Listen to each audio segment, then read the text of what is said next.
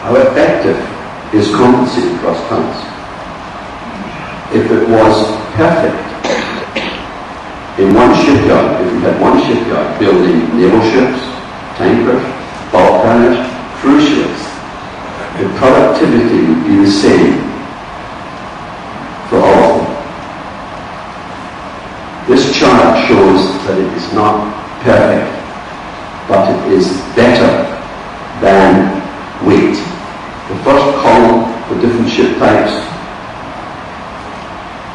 shows the measures, and you can see it goes from 16, a low of 16, to a high of 105. It doesn't handle size or complexity. This is much better, not perfect, but now goes from a low of 20 to a high of 39. Much better.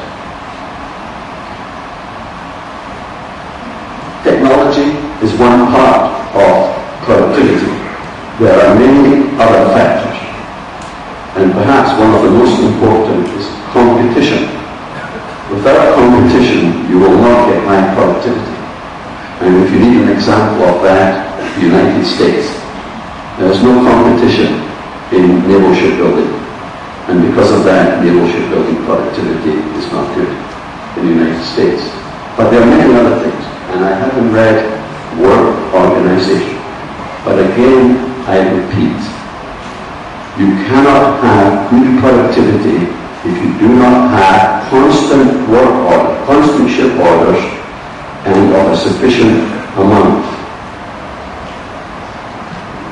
There was a study, and excuse me for reading it, that from a 1978 report on productivity that I was involved in.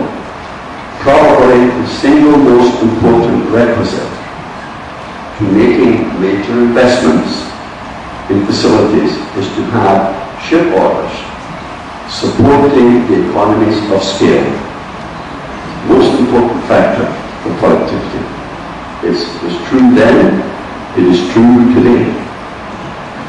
It is impossible to have the best world-class productivity without adequate and sustained orders. And then I was basically looking at technology, what's the technology, and because we use technologies, I said we'll go to the next chart. And one of the things is developed by Appledore International, and then continued by First Marine International, is the different levels of technology in a shipyard. The ones I have in this presentation, which I'm sure will be available to you all, has been slightly modified because the Appledore and the First Marine International deal only with dates. I like to call it traditional shipbuilding practice, what was around in 1960. Because some people today still have it. And if you say to somebody you're using 1960 technology, they get a little upset. If you say to them you are using traditional shipbuilding practice, they generally agree with you. Next one is improved traditional shipbuilding practice, and so on. Level 3 is the first modern shipbuilding practice, and is where we're going to block construction, integrated outfitting, larger cranes, things of this nature. And then the next one, 4, is modern shipbuilding practice, where they are getting into virtually completing the ship before launch. The first one is computer-based shipbuilding practice, and I have added one because today we are in 2006, and to talk about the best in the world as being 1970 to 1995, they are not happy. So I say number 6, the new one, is 2000 to the present, and you can see that they are using very large blocks of structure, fully outfitted. And some shipyards are moving 3,000 ton blocks in to build the ships. Now they do not let one shipyard does it by, so 2 shipyards accomplishes this by using very large cranes, 3,000 ton cranes. most transport them by land moving devices. The technology benchmarks that were used were steel production, out of production, other pre-erection, and layout of the shipyard. And originally they had facilities like the worker locker rooms, the cafeteria, the toilets, but we decided that was not effective and it's been eliminated since. Design, drafting, production engineering, and the organization.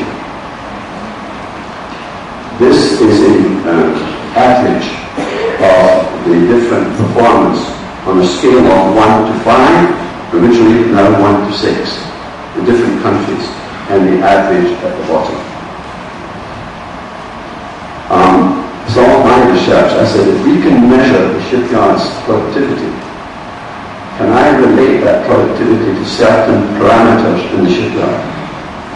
And if I can do that, can I come up with an equation that I can go to any shipyard and take the parameters, total employment, the dual purpose, do the DP, do the build naval ships as well as cargo ships, and ship types, which is a factor to take account of series ships. So I developed this equation to predict what a shipyard's productivity should be, or could be. And then we measure the productivity, we compare the productivity actual with the equation. If they are better, good, keep doing what we're doing. If they were worse, then we could look at the areas they had to improve.